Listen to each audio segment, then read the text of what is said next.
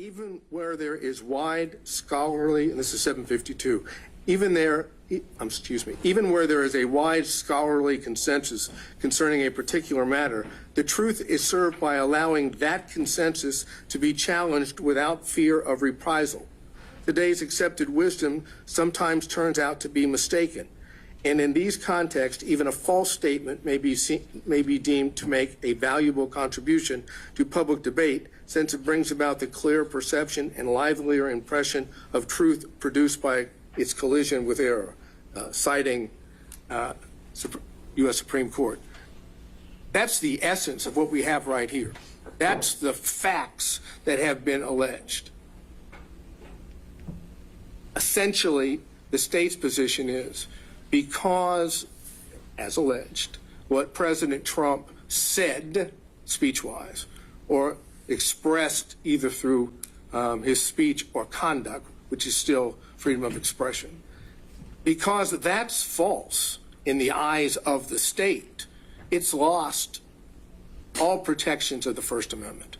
And the concurring opinion and the dissenting opinion in Alvarez suggests just the opposite. If anything, under the circumstances, it needs more protection, not less protection. So, keeping that in mind, let's move to not RICO. Put RICO aside for a minute. Let's move instead to the conspiracy counts, which are counts 9, 11, 13, 15, 17, 19. Basically, what the state's position is on that, because it took this position previously in its filing on September 27, 2023, in response to that which was filed by Chesbrough. And I'm aware, of course, of the court's order that dealt with Chesbrough, and it didn't deal with the as applied. So I'm dealing. Well, and more so in that one, as I go back and look at it, there was a much more kind of concerted effort to bring in facts outside of the indictment, right? And they started talking about, well, there was a transcript at the meeting, there was this, so it didn't really seem to be a true as applied challenge, right? But as the court noted in its order, at that point it didn't determine that it was ripe for a pretrial challenge. So I'm taking what Chesbrough, what the state said as it applies now, because it says in that brief that it was both as to facial and as applied challenges. Essentially what it says is, as to those counts, 9, 11, 13, 15, 17, 19, as to 9, 11, and 17, the mere fact that it alleges a fraud is enough. That is, that's what's on page 5 and page 6. Since each of those statutes prohibit conduct involving fraud, we don't go any further. And I'm suggesting that's wrong, that you must go further. You must look at the speech itself, the expressive conduct itself in connection with those specific statutes. That's what the as applied is. The fact that it's a fraudulent statute, now you want to look and see why, under the circumstances here, the language speech of the president falls within that. And if you look at it in that sense, the mere fact that it's false is all that they have. There's not a finding that the speech itself, beyond the speech itself, is fraudulent. What the state wants to do is say, we have a goal. We have an objective here that we have put forward. Steal the election in an unlawful fashion. I say change that for a second to legitimate concern about the validity of the election. If that was the way you focused on it, which is a way to do it as applied, even with the facts, would what President Trump said on those counts be a protected speech? And the answer is it has to be, because the only thing that makes it fraudulent is the state saying it's false. Take every one of those and say, okay, it's not false. It's protected. The only reason it becomes unprotected, in the state's opinion, is because they call it false. And that's what Alvarez doesn't allow. In and of itself, it cannot be simply the content-based. It has to be contextual. And the contextual here is a political core value being addressed, elections and campaigning. And that holds true for all of those that deal with the conspiracy. And then you deal with counts 29 and 39, which is the false statements charges. Now, it is clear that the Supreme Court would find that a statement made under 1001, 18 U.S.C. 1001, would constitute the appropriate, let's say, abridgment or non-protected conduct or speech. But Georgia's statute's a little different here, because we don't have a materiality element. It's the mere fact of falsity, which violates, according to Georgia law, counts 29 and 39. You don't have to do anything else but make a false statement, even if it is political discourse, even if it is in the heightened context that I've suggested. If it's false, it's a violation of the law. And I'm saying, as applied to political speech, that can't be constitutional as applied. Remember, no materiality, simply the fact that he said it. So essentially, what the state's position on that would be, it didn't have to be sent to anyone of consequence in the state agency. It just had to be said.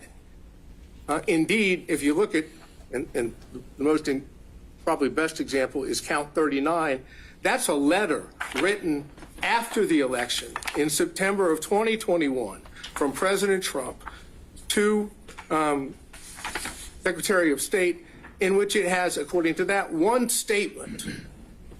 And that constitutes, according to the state, falsity, but it's clearly political speech. And it's clearly being related to the activities and the matters that of election and campaigning, even after the fact. It's still related just to that. So looking at 29 and 39, I think you have a situation in which the falsity alone is all they have as applied here to political speech.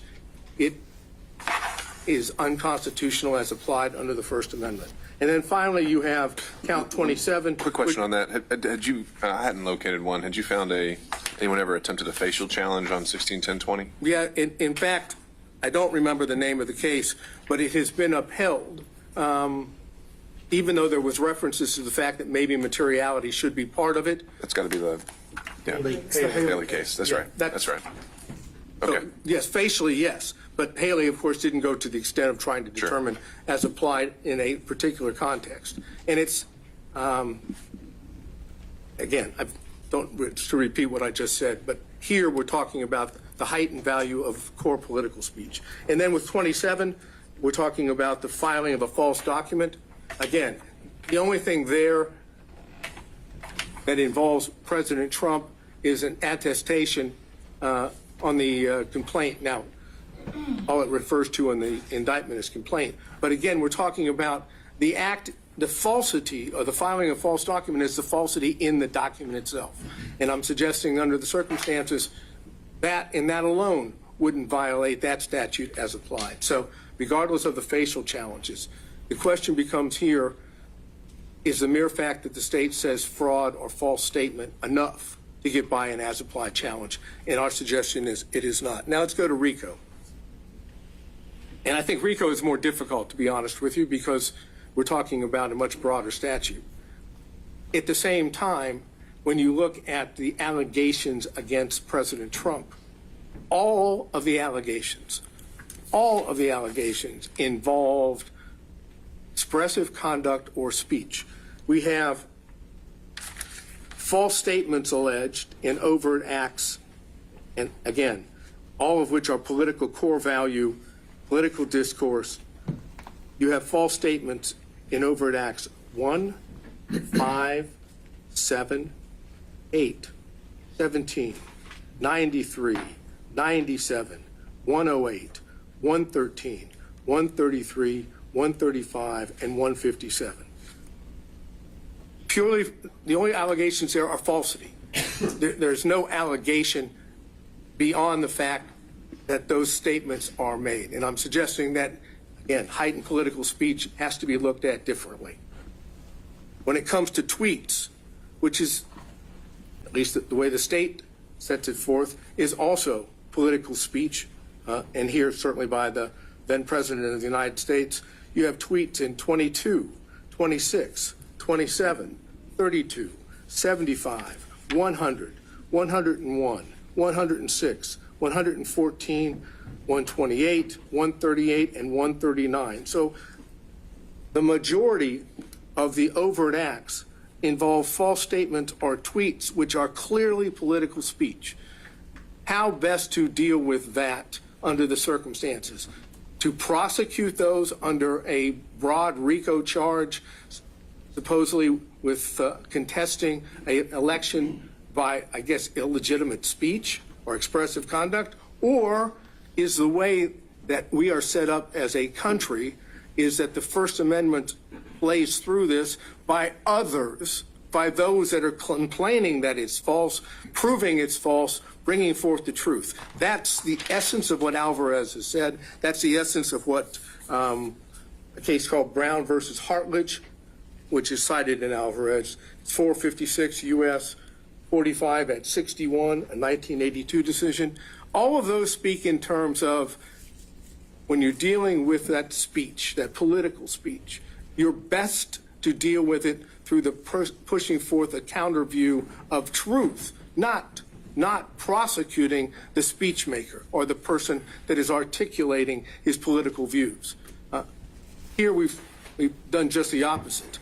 We have decided that because those views were unpopular and in state's opinion false, we must prosecute them to stop them from happening again, which is, again, the essence of why it's unconstitutional as applied, because that's not what the law says. Finally, the rest of the overt acts, either telephone calls or meetings or requests, no false statements. They're just acts, expressive acts. And they're in there as well. Those are political acts. And for the court's benefit, because I know there's a lot of overt acts, those are 9, 14, 19, 28, 30, 31, 40, 42, 43, 44, 90, 95, 112. What was in the old indictment is 123, paragraph, or number 2 is now, I think, is 125. 130, 131, 140, and 156. There is nothing alleged factually against President Trump that is not political speech. So what this court has to decide is the state's position that fraud or false statements under these circumstances, which I suggest really is alone, is that enough to get it by an as-applied challenge? Our position is it's not. Is there another way to look at this? They're going to argue at the same time that it's integral to criminal conduct. But it's the speech that's being punished. That is the criminal conduct. If it's not the criminal conduct, there would never be an indictment for the RICO against President Trump or any of these other counts. Take out the political speech, no criminal charges. Political speech disagreed with, basis for all charges. I think that is the best way for me to sum up where our position is. All right. Thank you, Mr. Sadow. All right, Mr. Wickford or Mr. Floyd, if there are any points that you wanted to address or respond to. Maybe I'll start you off with this. It certainly seems that the primary case driving Mr. Sadow's argument would be Alvarez, and because that's a fractured kind of plurality opinion, I'm wondering if you have any thoughts on just how much that can drive this. And I know the state back in December was also citing Alvarez as the primary case. I wonder if that's even the best one for your arguments. I think to address the first, elephant in this courtroom is that a Judge Chotkin in D.C. has evaluated all of these arguments under Supreme Court precedent already. So I would refer, Your Honor, to that court's analysis because I'm hardly going to improve upon the findings of a federal judge. However, speaking specifically to Alvarez, it is a plurality opinion with several different opinions written by other justices. What they all agree on, though, is that Alvarez doesn't change the law that speech integral to criminal conduct is not protected under the First Amendment, and that that's not what Alvarez was about. It was about punishing falsity for its own sake. So the question is that what the state is doing here? And by fundamentally rewriting the indictment, the defendant is suggesting today that that is somehow what the state is doing, when actually what the state is saying is that these statements made by the defendant were all employed as part of criminal activity, various conspiracies, frauds, intentions with deceit, and violations of the law. It's not just that they were false. It's not that the defendant has been hauled into a courtroom because the prosecution doesn't like what he said. He is free to make statements and to file lawsuits and to make other legitimate protests. What he is not allowed to do is employ his speech and his expression and his statements as part of a criminal conspiracy to violate Georgia's RICO statute, to impersonate public officers, to file false documents, and to make false statements to the government. That's what he's alleged to do. He's not charged under 16-10-20 because he told some lies. Although it is very interesting to hear counsel for Mr. Trump tell us about the usefulness of lies. He's not being prosecuted for lying. He's being prosecuted for lying to the government, an act which is illegal because it does harm to the government. That's the reason that it's illegal. That's why it's different from the statute evaluated in Alvarez. Same thing with filing a false document. It's not just that you made a false statement. It's that you swore to it in a court document and submitted it to the court. That does harm to the judicial system. That's obviously different from just falsity being punished for its own sake. And that is what each and every charge in the indictment demonstrates, is that these statements are part of criminal conduct that is larger than just the false statement on its own. Especially with the RICO charge, where what we see is that this is a criminal organization whose members and associates engaged in various criminal activities, including but not limited to false statements and writings, impersonating a public officer, forgery, filing false documents, influencing witnesses, computer theft, computer trespass, and on and on and on. What the defendant is suggesting to Your Honor is trying to get around to the fact that because it's almost saying that because these statements are false, that these charges should be dismissed. It's like, well, you can't punish falsity on its own, and yet each time you look at the charge, the government's saying, the state is saying that he lied. So that must be the end of the inquiry. But that's not the end of the inquiry at all. That's not what the indictment says. It's not just that he lied over and over and over again, as counsel for the defendant points out by listing all of the instances in the indictment. It's that each of those was employed as part of criminal activity with criminal intentions. And we finally get to a place where where I knew we would end up, which is saying, I believe Your Honor was requested to think about it as not as lies, but as legitimate concern about election issues. Well, that sounds like a trial argument to me. But this is why I began by talking about intent with Your Honor, because I knew we were going to end up in this exact place where he said, sure, you can look at them as lies because they weren't true, or you could think this is just well-intentioned concerns from an American citizen speaking his mind. And that, of course, would probably be a pretty good argument to put before a jury, and I expect we will see it, but it's not a basis for dismissing the indictment. The whole question of intent is no doubt going to be brought up. It can only be determined by a jury. But what we have heard here today is an attempt to rewrite the indictment, to take out the parts that are inconvenient and only say, well, it's all speech, it's all talking, and he was just a guy asking questions, and not someone who was part of an overarching criminal conspiracy trying to overturn election results for an election he did not win, by violating the RICO statute, by making false statements to the government, by filing false documents, by impersonating officers, and doing a whole host of other activity which is harmful, in addition to the falsity of the statements employed to make them happen. So I think there's been a suggestion that Your Honor can sort of reframe what you're looking at, but Alvarez does nothing to shift the basis that the court should stand upon when evaluating the indictment. And that is to say, is this speech being punished solely because it's false, solely because of its viewpoint, or is it speech that's being demonstrated as integral to a pattern of criminal activity? And finally, the fact that it speaks to political concerns or core political speech, and this is something that the court in D.C. Thoroughly addressed, does not change the fact that it can be employed as part of criminal conduct. The mere fact that you're talking about issues of public concern or core political speech, which may be completely fine and protected in most contexts, does not mean that you cannot be indicted if you use that kind of speech to pursue illegal activities. That's the whole nature of the question. So it's very circular, and I would direct Your Honor to page 6 to 7 of the post-hearing brief filed by Defendant Trump, which says, the speech integral to criminal conduct exception of the First Amendment does not apply here because all the charged conduct constitutes First Amendment protected speech.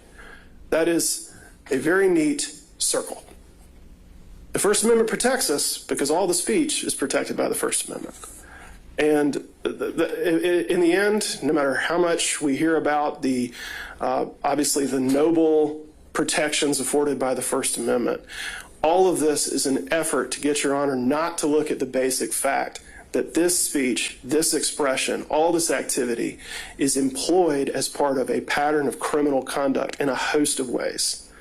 And because Your Honor is bound by the indictment and has to look at the indictment and can't look beyond it, if we're going to get into this at this stage, then there's nowhere to go, as I said at the beginning, because this is all alleged as part of a pattern of criminal conduct and not protected by the First Amendment.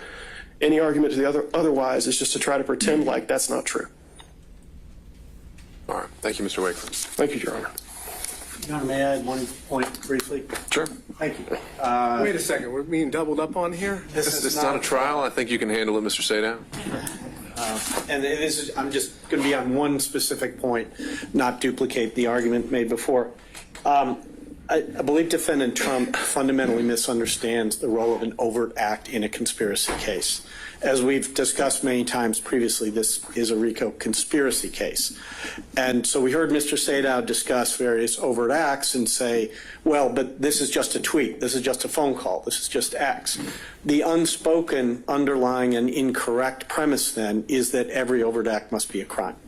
As we've discussed a number of times, and as the state has set forth extensively in multiple briefs, that's not true. The purpose of an overt act is to show that the conspiracy is an operation. It is not a separate crime. It doesn't have to satisfy the elements. It doesn't have to be pled with that level of detail, as Your Honor acknowledged in an order I think that's all of 2 weeks old. And so to say we can't mention this particular act or this particular conduct because it's not a crime or it's protected by the First Amendment, the answer to that is actually, so what? Because it could be legal conduct, it could be First Amendment protected conduct that also shows there's a conspiracy in operation. And that's, as long as it serves that purpose, it's fine. And so overt acts should not be examined by a standard that has no application to them. They are not separate freestanding offenses. And there is federal case law that, if need be, we can cite it to you, that has said an overt act can involve First Amendment activity. Its purpose is not to be something that is separately charged here, separately subject to a separate sentence. Its purpose is to show that there is a conspiracy and it's an operation. Georgia RICO requires one overt act by any one defendant. So, of course, the RICO would stand if anything, any of the 161 overt acts alleged constituted an overt act. It would only take one. It doesn't take any by Mr. Trump. But the point is, we have an abundance of them by Mr. Trump, and for purposes of the RICO statute and the manner in which it functions, it doesn't matter whether that's First Amendment conduct or not. I mean, my colleague has fully explained why much of this conduct is not shielded under any circumstance by the First Amendment, and I don't mean to contradict that in any respect. But it's important not to lose sight of the function the overt act plays, the role it plays in a conspiracy case here, because it is not the role being suggested by Defendant Trump. All right. Thank you, Mr. Floyd. All right, Mr. Sadow, I'll give you a couple minutes. Final word. Thank you, sir. If I heard what Mr. Floyd just said, that if everything President Trump said was assumed true and included in the RICO indictment, and therefore now we're talking about true political speech, not alleged false, he could still be prosecuted for the violation of RICO. But the overt acts as alleged, let's say even the overt acts ran afoul of the First Amendment. He's saying that wouldn't be fatal to count one. Because at that point, if There could be some other thing they prove that's not alleged as an overt act, Okay. That may as I understand it. As I understood it as well. But what I'm suggesting is, if all of the overt acts are nothing more than core political speech or expressive conduct, and nothing else is alleged which is not protected by the First Amendment, then you have an insufficient basis for which he has been indicted, because he's being indicted for First Amendment speech and not for unprotected speech. And therefore, the statement that was made about if it were true, we could still use it as an overt act, suggests that they can prosecute true speech, which is what we're trying to get to here. It's the nature of the speech, the political speech, the heightened value of such, which gets this situation different than others, and the fact that it comes from then President of the United States. Going back to what was said in addition by the state, what the state claims is criminal here is lying to the government. That's what it said. That's the exact reason why in several of the Supreme Court cases, it's been found to be protected speech because it deals with the government, and falsity in sense of communication with or to the government is best dealt with through true speech, not through prosecutions, because prosecutions chill speech. And when it comes to political core speech, what you don't want is chilled. Fortunately, I have a co-counsel that is able to pull things up and help me inform the court until the computer shuts down. And looking at what Haley says, just to give you an idea of how the Georgia court, the Supreme Court, might look at this. There's a quote from Haley, and it says, "While there is no constitutional value in false statements of fact, such erroneous statements are nevertheless inevitable in free debate, and punishment of error runs the risk of inducing a cautious and restrictive exercise of the constitutionally guaranteed freedoms of speech and press. Accordingly, the First Amendment requires that we protect some falsehood in order to protect speech that matters." And I think that's what we're talking about here. To end this, and again, we're focusing on President Trump's conduct at the time that he, in fact, is the head of the executive branch.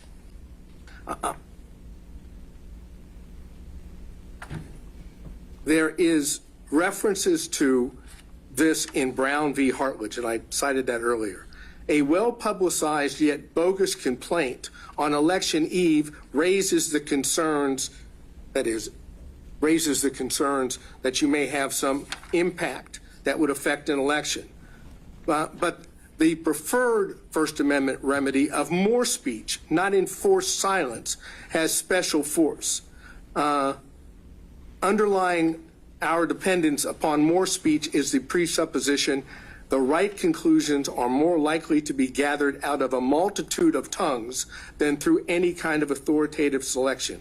To many, this is and always will be folly, but we have staked upon it all. And for speech concerning public affairs is more than self-expression, it is the essence of self-government. And that comes from Garrison v. Louisiana, which is cited also in Alvarez. Bottom line here is this. But for protected First Amendment speech, President Trump would not be charged in RICO or the other counts. Take out the protected speech, and you don't have an underlying basis for which to charge him. And since that violates the Constitution as applied to the charges here and his speech here and his position here, this is ripe for a constitutional challenge. One step further. If it's not ripe now and we get into intent, when does the court determine that? Do you determine that after we have a trial? I think it would be the directed verdict stage. Well, right? but would it? That's a sufficiency of evidence. With all inferences, in favor of the state. That's a whole question. I mean, do we go through the whole trial? God forbid there should be a conviction, and then we go back to try and determine as applied? I'm suggesting the reason it's ripe now, and the reason why we don't even get to a trial, is because it's unconstitutional to force an accused, be it the President of the United States, former President, or anyone else, to stand trial on protected speech. And I think that's what Alvarez and the progeny previous to that and after say. All right. Thank you, Mr. Sadow. All right. Mr. Gillen, do you need a minute before we dive in, or can we get started? No, we're ready to go. Okay. So just teeing this one up. I know there's a good bit of your motion that goes back into a lot of ground I think we covered at the December hearing. Well, let me start off with some good news for the court. I'm happy to hear it. See the smile already on the court's face. Wow. Our general and specific Demurrer, a great deal of that does go into the areas of RICO that the court has not only ruled on but heard other arguments. Well, I haven't ruled on it yet, but it was just we talked about continuity. We talked about in October the 17th ruling addresses some of the issues that were addressed. So I'm not going to replow that ground. That the court has heard, aware of the government's position. I know that probably ruined Mr. Floyd's day by not allowing him to get up and go back over his RICO expertise. I'm not going to do that. What I'd like to do, though, today is to move forward to some areas that I do think needs to be, and the question really when the court said, do we want to have oral arguments today or not? And then the question was, well, because on the RICO thing, I think I probably could have said, if it was just the RICO component, I would have said, fine, let's just do it on the papers. You've got a lot of other counts. There's some other things that I wanted to talk about and have the court focus on as it relates to some of the other aspects of the Demurrer, special and general Demurrers, and to focus on that in this way. Number one, I want to talk a little bit about some of the counts impersonating public officers. I want to talk about the forgery, the false statements, briefly, and talk about that, but also to raise this issue with the court. Now, we argued that in our pleadings, but the defendant still filed additional motions on these very issues and did a very, very good job in a lot of his arguments. We know that the court granted the stay for defendant Still because he's of the state legislature, and thus, had that not happened, Mr. Beaver would be here with me talking about these issues. I think that the Still pleading addressed a lot of the issues that were raised in the response by the state, and so with the forgiveness, hopefully, of my dear friend Mr. Beaver, I'm going to mention some of the things that they mentioned, but I would hope on behalf of defendant Still, the court may listen to what I say, but also prior to ruling on these particular issues might afford defendant Still the opportunity to have his own oral argument day so that he could more fully address these issues. And that's and I would appreciate that on his behalf. When we talk, let's get on to it. We're talking about impersonating a public officer charge, and we talk about that. When we talked about that, we talked about whether or not the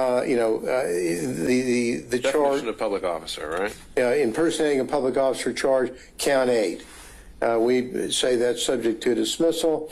In that pertinent part, it says on October the 14th, on or about December 2022, unlawfully, falsely held themselves out as the duly elected and qualified presidential electors from the state of Georgia, public officers with the intent to mislead. Now, what we did in our pleading is we said, well, that is defective because under the statute 2151, as public officer, there is no reference there to presidential electors as being public officers, and therefore that should carry the day for us.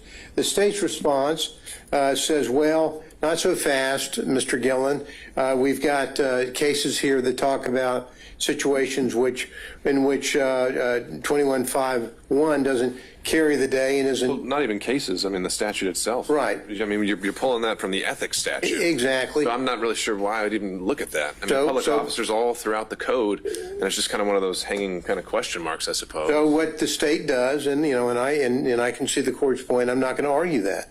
What I am going to say is that what they say, they cite cases where there are individuals that are impersonating agents, police officers, peace officers, or agents for Metro Atlanta Human Trafficking Task Force. Okay, that falls into that category. Trafficking in the task force or a federal agent. Those are things that the state responds to. I think that in the still motion, it covers some of the concerns the court may have regarding this issue of public officer and why we think that we should prevail on this as well. Again, hoping Mr. Beaver has his day. Well, do me the favor, actually, I've kind of put the still motions in a box and I haven't opened it yet, so make those arguments for me. Well, I'm going to, but not as articulately, I'm sure, as Tom could do it. But I'll give you the flavor. The flavor of it is that in the still motion, which we adopted after it was filed, it talks about how other case law in Georgia, when it talks about, first of all, 1610-23 doesn't define public officer. So we start from that, so we've got that out there. Not defining the public officer. Now, but the still pleading does say that the issue of who is and is not a public officer is addressed in other contexts in Georgia law. Usually in the quo merito proceedings where somebody's trying to find out the legitimacy of somebody having or holding a particular office. And in that context, there are cases citing in the still pleading that address this very matter. They cite Brown v. Scott and as a case in which the Brown v. Scott case, whether or not an individual has designation or title given to him by law or exercises functions concerning the public assigned to him by the law, they cite Brown. That the inquiry doesn't really end there. The Georgia Supreme Court has noted the term public officer involves the idea of tenure, duration, fees, emoluments, and powers, as well as that of duty. And so that's McDuffie v. Perkerson, and that has to do really with grand jurors. So when someone says, well, is a grand juror a public officer? And the court breaks down an analysis talking about that, saying not really, because grand jurors may only meet for a few days. They're not essentially they're not there for some sort of duration or tenure. They don't take the same oath of office as prescribed for public officers, and they lack the element of tenure and duration which must exist to qualify as a public officer. Well, so how would that apply again to like a purely fictional task force? Well, I mean, let's forget the purely fictional task force. It would let's have it that case law from our Supreme Court, how it applies to our case, and how it applies to our case is the presidential electors are not people who have lengthy tenure, duration, which it must exist. Frankly, their job is to meet for one day. No, I see your framework there, but if the framework is actually in this, whereas the Metro Atlanta Human Trafficking Force, it doesn't even exist. Well, it doesn't. But someone is pretending to be an agent.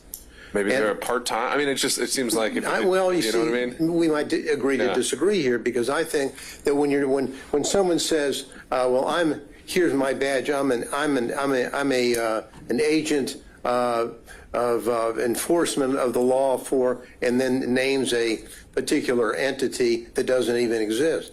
They're pretending to be a peace officer. They're pretending to be an agent for the government, which, by the very nature of that job, would have tenure, would have responsibilities, would fall into the definition that the Supreme Court has given in Brown v. Scott and McDuffie v. Pearson as to what a public officer should be. And so, in that context, we have, and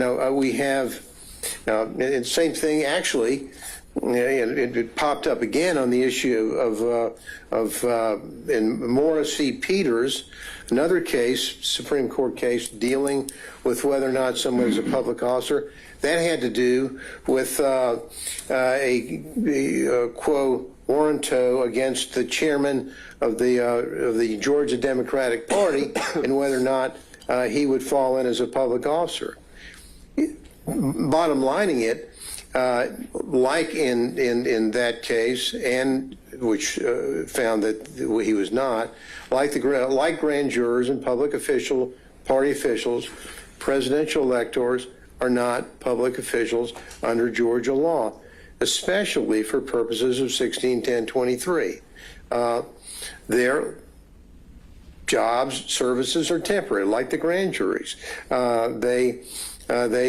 Their position really only arises once every 4 years, is limited to a single meeting on a single day. So it lacks that element of tenure and duration which must exist. So it's kind of like back to the political case, Morris v. Peters case, which dealt with a state party political chairman, nominated in accordance with the rules of their party. But just because the fact that they were nominated by the rules of their party doesn't make them a public official. And like grand jurors, presidential electors they're not receiving their salaries for their service. So all of that, Your Honor, tells us that this particular count is flawed for the very purpose of these electors cannot be under Georgia law public officers. And so we although we agree with the court's initial position regarding the limitation on the definition of public officer in our pleading, good old Tom Beaver and the Still pleading has come forward to rescue us on that point. And so if you look at what they did, and hopefully Tom will do a better job of articulating those points, in their pleading they talk about specifically some other cases that get into either in Texas and I think Utah as well that deal more specifically with this. But for the purposes of argument today, I think that we've sort of got the drift on what I think is happening on the impersonation of public officers.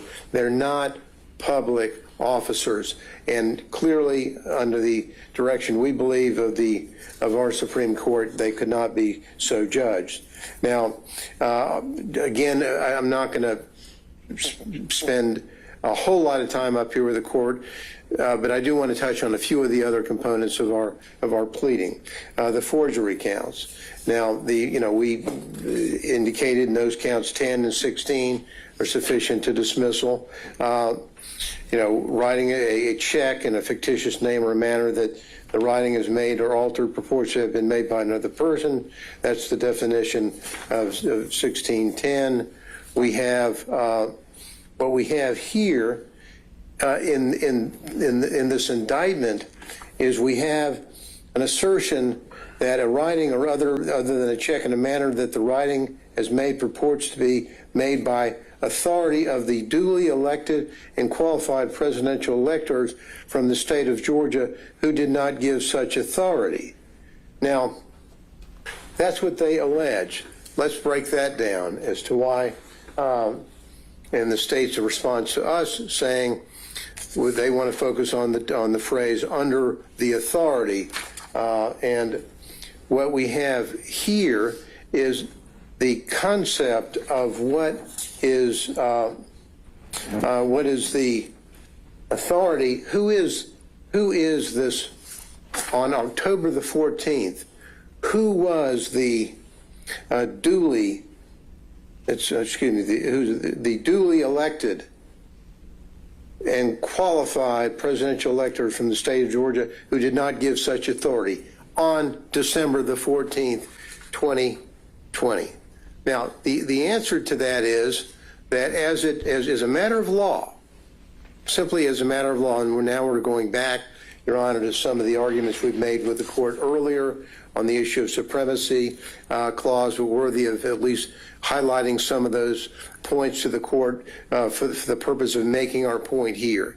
And that is this, that, under the federal law, as it existed in 2020, when the state of Georgia failed to comply with federal law about having an adjudication of any pending controversy or litigation, and as we know, in the public record in this courthouse was the pending and unresolved Trump and Schaefer litigation on the election. Now, because that lawsuit was not adjudicated pursuant to federal law, then the state of Georgia lost its ability after Safe Harbor Day, lost its ability to then name who the electors should be. And as we discussed earlier, and I'll shorten the argument, but for the purpose of the record, I'll just make the following points. Once that happens, and it's very, very clear from federal law and from the language from Bush v. Gore, the state, any Dissenting opinion of Bush v. Gore. Yeah, true. But as it points there, it's like it's not. They see it as not even a serious issue, because the clear reading of the statute would say if you don't get it done by Safe Harbor Day, then you have lost out. And once that happens, the power then shifts back to the Congress. So as of by law, we think not a factual issue. By law, on December the 14th, 2020, there were no duly elected and qualified presidential electors from the state of Georgia because of that failure. And so, understand your point, and I don't want to get too deep into it, but since we're in Demurrer world here, wouldn't your allegation of whether a lawsuit was filed, whether it was pending, none of that's in the indictment? Doesn't that transform this into a speaking demurrer? Well, we don't think so, and the reason why we don't is the last time I think we quoted the court that the court could take a notice of the pleadings within the court system, and I believe that what we articulated there, and I don't think we had an objection from the state, could be wrong, but my recollection is we didn't. That we then worked from the framework of yes, in this courthouse. There was a filing, a pleading that we're not going, this isn't a speaking demurrer, it's a part of the court record. Part of the court record says there was a lawsuit that was not adjudicated by Safe Harbor Day. So we don't have to go outside the indictment. It's not a speaking demurrer. And because of that, by applying the law, these forgery counts, 10 and 16, in our view, must go. Now, the other counts that I would like to, or the other matter I'd like to discuss is the false statement component. On the false statement counts Is that 14? of 12, 18, and 40 dealing with false statement. Now, here, the issue here dealing with the false statement, for example, is when they're asserting that there was a document that was sent within the jurisdiction of the Office of the Georgia Secretary of State and the Office of the Governor of Georgia, departments and agencies of the government. Now, we've got two arguments to that. Number one, and again, back to Haley. Haley talks about this issue, and when Haley talks about it, the key thing is whether or not there was agency with the key phrase, with authority to act on it. Now, there are two flaws, the fatal flaws the state has as it relates to this issue concerning Haley v. State and on the issue concerning the safe harbor. One, as we mentioned, at that time, there was nothing for the state of Georgia to act upon. They merely received the information. It was merely a sort of a ministerial act, if you would. But even more fatal to their argument is the second argument that I made a moment ago, which I won't repeat other than referencing it. The failure to act by safe harbor date renders any activity on behalf of the state of Georgia, be it the governor or the Secretary of State, renders that gone. Because now it's all gone back up to Washington, to Congress to deal with that. And the government in the state can't now say, or at any time say, well, we're saying that the Democratic nominees or the Democratic representatives for the electors, they ultimately became the duly elected. You don't do that. You don't parachute back into what happened on December the 14th. The world as we know it on December the 14th, there were neither Democrat or Republicans that were duly elected under federal law.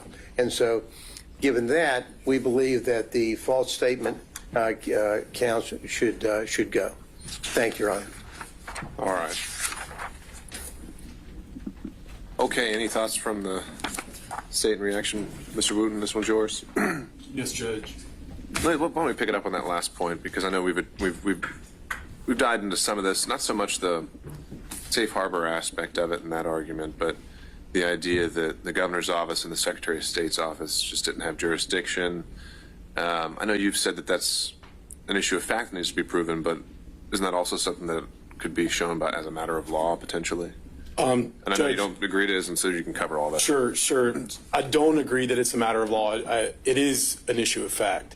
And we've briefed this extensively and argued this before. We believe that even if it's not an issue of fact, even if the court were to consider it as a matter of law, we've given ample reasons why under statute all of these entities have jurisdiction over many of the crimes that are alleged in the indictment, many of the topics all of the topics where we've alleged that some of these defendants have made false statements regarding. So I do maintain that I believe that it's an issue of fact for the jury to decide that we have to put up that evidence. We have to ask the GBI officers, what is your duty? What is your authority? What can you investigate? We have to ask the Secretary of State individuals while they're on the stand, what are your duties? What is your job? What do you do? Why are these things relevant? Why are these material to areas where you have jurisdiction to do something? What is your ability to act on these things? I think all of that has to come out at trial. And so as it relates to that argument, I think it's way premature. And anything that again, I always go back to the standard for what is a demurrer, right? Right. But what I'm saying, just if there was a statute that explicitly, said that they didn't have jurisdiction, remind me, what is it that you're saying, just as a matter of law as a parent, that provides the governor authority over this after the safe harbor date? Judge, I don't have the indictment in front of me, so I'd need to know specifically what statement we're talking. I think this is in regard to the certificates or the paperwork where if an elector doesn't show up on election day or on December 14th, that the governor has to ratify a replacement of that person. I think there were some documents that were delivered by Mr. Schaefer and his co-conspirators to the governor's office, trying to get the governor to do that. That's provided by statute, that the governor's the one that has to ratify a replacement. So statutorily, he absolutely has the authority to act on that matter. Okay. All right. So, from the top, I think there was a lot of time spent on definition of public officer and some of the allegations raised in Mr. Still's briefing, which I think his motion deadline should be coming up soon. So if he's requesting argument, we'd have him in. Sure. But if you want to make any initial reactions, add at it. Well-prepared judge. All right. First, I want to I've made this statement in the past as it relates to Mr. Schaefer, and I'll make it again, which is we have to address an elephant in the room. The elephant in the room is that Mr. Schaefer is in the 11th Circuit right now demanding to be recognized as a federal officer. So what are we? I mean, are we saying that this position of elector is an officer or isn't? I think they need to make up their mind there. But as it relates to, well, I've actually got quite a bit of ground to cover, and I'll kind of take it as it was raised by Mr. Gillen. I want to start with, and again, as we pointed out in our response, we don't believe that the definition section in 2153 I think you applies. much conceded that. So, But Judge, if it did apply, I think it actually supports us, because if you look at paragraph B, this is 215322B. It says public officer means every other elected state official not listed in subparagraph A. So it's a comprehensive definition of any elected state official. So we believe that that would absolutely cover it to the extent that it's persuasive, that it shows that presidential electors are public officers. That definition says any elected state official. So they are elected state officials. I want to hit briefly on the cases that were raised by Mr. Gillen as it relates to what Mr. Still put in his pleadings, prepared to address those. First, there was an intimation that 161023 only applies to police officers or peace officers. We know that that's not true because of a case called Kennedy versus Carlton. That's 294 Georgia 576. 2014 Georgia Supreme Court case where a conviction was upheld for someone impersonating a DFACS employee, clearly not a police officer, a peace officer of any kind. So we can dispense with that argument. As it relates to the cases that Mr. Gillen referenced, the definition of public officer in other contexts, all of those cases deal with the definition of public officer in the context of a petition for quo warranto. I believe there's 3 cases that are referenced in Mr. Still's pleading. We're filing our response to that tomorrow, but I can kind of take them in turn. Mr. Gillen referenced this list of qualifications in the McDuffie case, tenure, emoluments, duties, et cetera. That's not the holding of McDuffie. So the way that the McDuffie case is structured is the Georgia Supreme Court says no one's ever definitively said what a public officer is in the context of quo warranto. well, look, if you're about to file a response and Mr. Beaver may be requesting oral argument, why don't we just save it for when I've had a chance to read these cases and we can be more productive. Sure, I can skip those cases, but I did want to hit a few points, Judge, as it relates to the statutes that establish that presidential electors are public officers.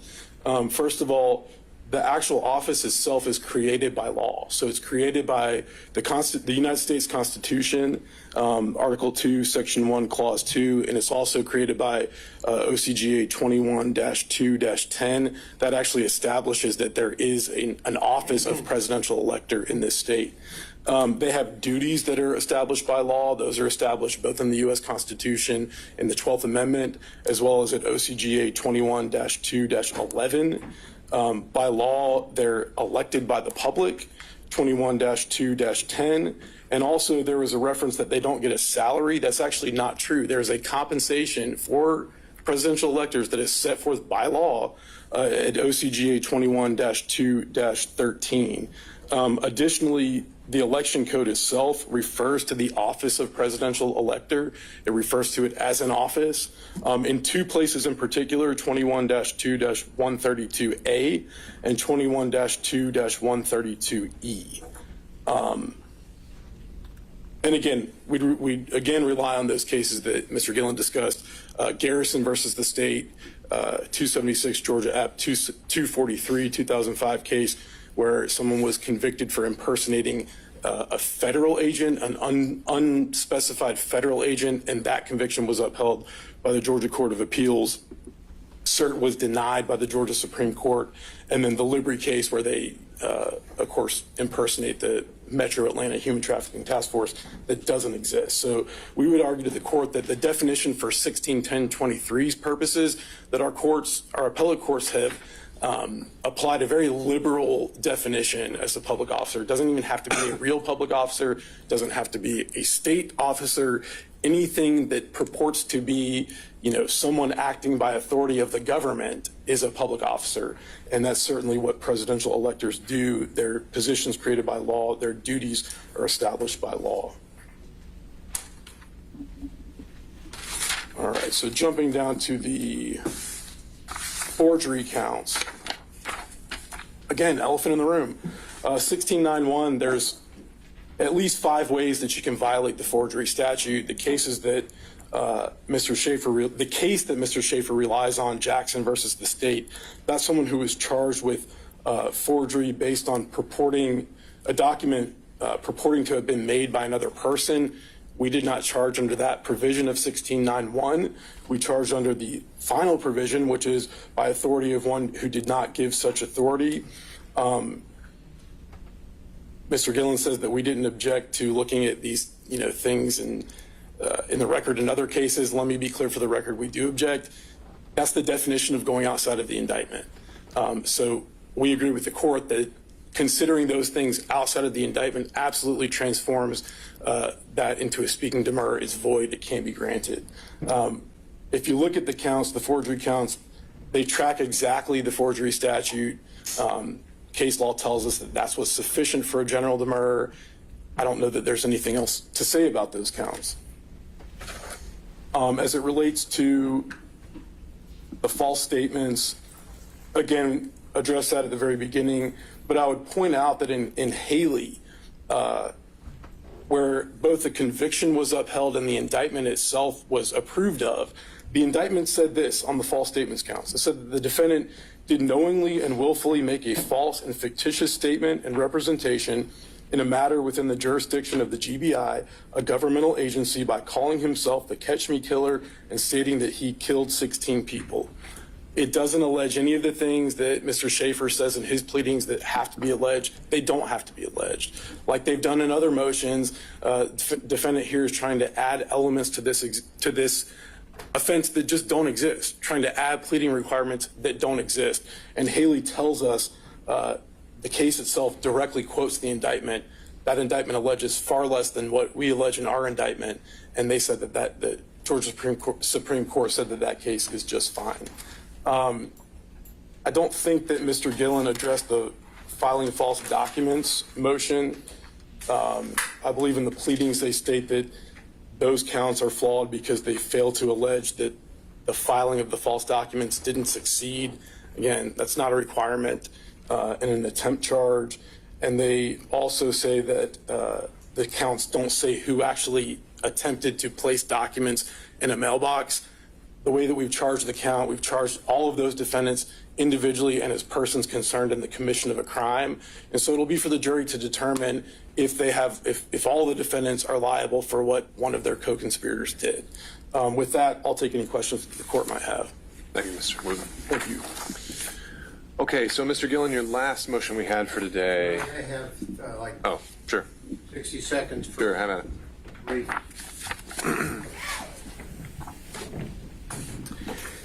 The state did not and cannot answer the direct question about a violation of the safe harbor rule, why that would allow that situation to give the governor or the Secretary of State any authority to do anything. That comes in under several of the arguments that we've made. I won't repeat it, but they simply, their argument is, let's put an agent up and ask the agent whether or not he had authority. No. By law, by federal law, they did not have the authority. It's not whether some GBI agent thinks that he can come in here and tell the jury, pay no attention to federal law, pay no attention to the dissenting opinion in Bush v. Gore, pay no attention to that. I'm a GBI agent. I say we can do it. That's wrong. They lose there because the law is very, very, very clear. And we can go back and we'll, both the state and I know the Schaefer team will go back to look at our argument that we made to the court when my recollection could be wrong. I don't think so. We'll see. But my recollection was because the pleading was a part of the court system that we had a citation which permitted the court to take that into consideration as part of the record and thus not going outside of the record for speaking demurrer. I could be wrong, but we'll get that to you quickly because that. And they latch onto that to say, pay no attention to the reality of what happened in this courthouse, in the court filings, which destroys their argument. And so, with that, Your Honor, I'll sit down, and then I'll go back and get my other folder.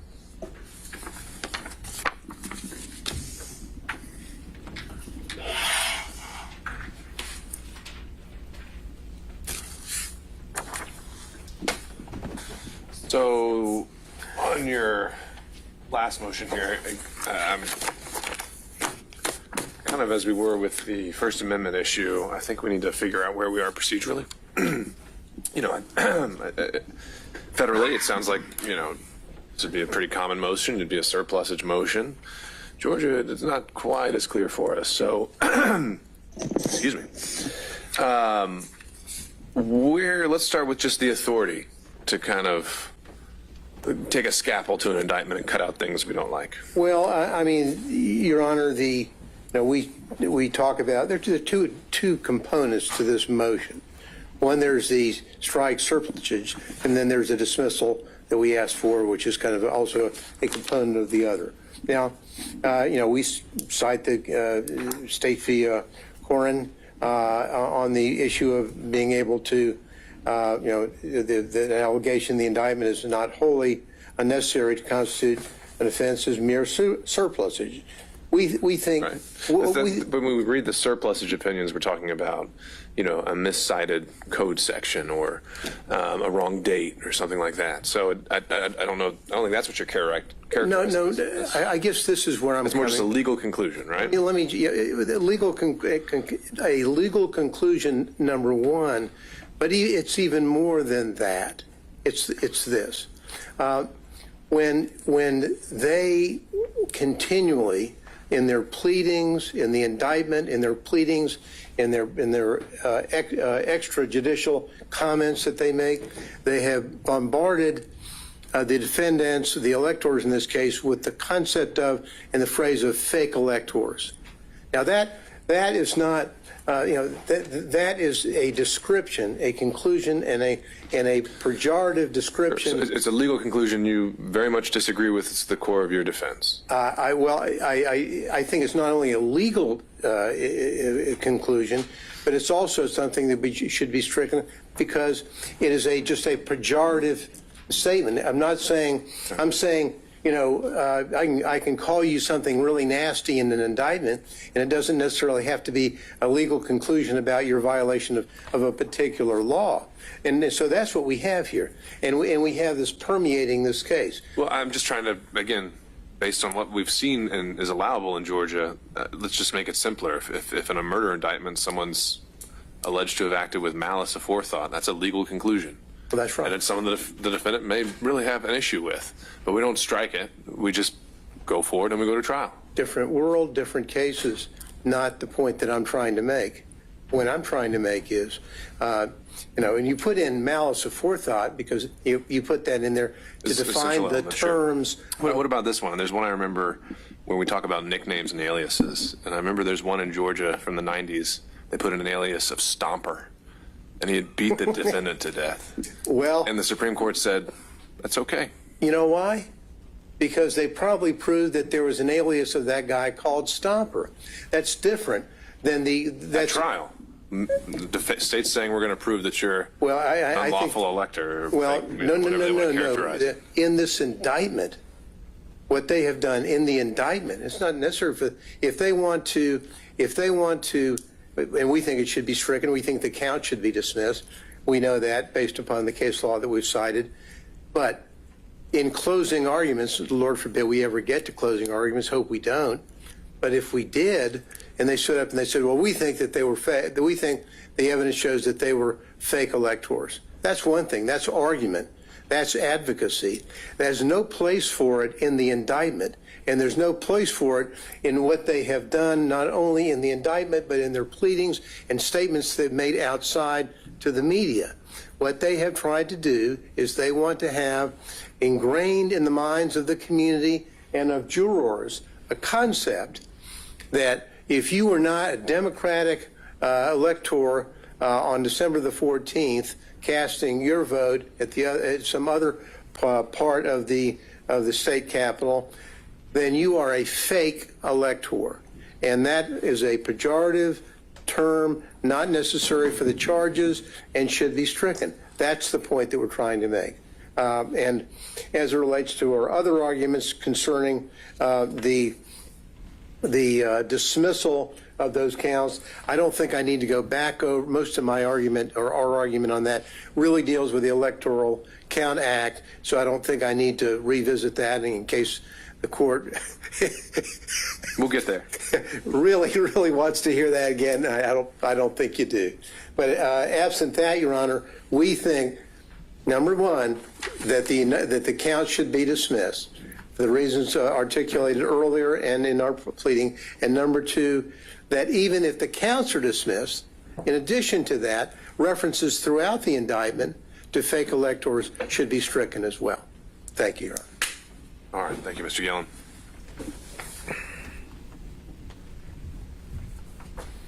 Judge, I'll be brief. Nowhere in this indictment is the phrase fake elector. It does not exist. Literally not in the indictment. So I'm not really sure what we're talking about, removing something from the indictment that's not there. As the court pointed out, and I struggle with this motion, and I'm not going to say much because we're primarily relying on our response, but an indictment is itself a legal conclusion. Every allegation in an indictment is a legal conclusion. That's what an allegation is. And so if indictments aren't allowed to have legal conclusions, then I guess we aren't allowed to have indictments anymore. Judge, I think what the defense's strategy is here, and I know it's their strategy because they asked for it in the motion. They say, Judge, you should strike this language from these counts because we don't like it, it's not fair, it's pejorative, whatever reason. And now that you've stricken it, the counts don't charge a crime anymore, so you should dismiss them because they don't charge a crime anymore. That's nonsensical. We cite in our briefs opinions where the court says, the appellate court say, you literally can't do that. If something's essential to the charge, if it's essential to pleading an essential element of the charge, you can't strike it. It's not subject to being stricken. And I just highlight one citation that we reference in our brief, Malloy versus the state, 293 Georgia 350 2013 Supreme Court case. And that case says that when language in an indictment accurately describes the offenses charged and makes them easier to understand or more easily understood, they're not subject to being stricken because they're not surplusage. And that in making that in analyzing language in an indictment, in this context, Malloy also says that the language is to be interpreted liberally in favor of the state. And so with that, again, we rely on our pleadings. The phrase fake elector does not exist in this indictment. Take any questions that the court may have, but otherwise, nothing further. Maybe one. I've seen a line of cases talking about whether defects, can be stricken, and a lot of that depended on whether they're material or non-material. Is it safe to say that these phrases, the ones that are highlighted here, lawful elector votes, false electoral college votes, and duly elected and qualified presidential electors, would you say those are material phrases for each of the charges they appear in?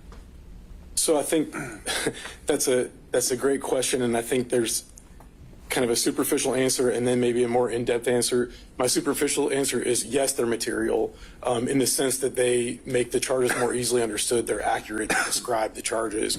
I am familiar with that line of cases, and it's a little bit unclear in the cases whether material means that or whether material means that, if you strike something from the indictment that the count falls apart. Sure. So I'm not clear.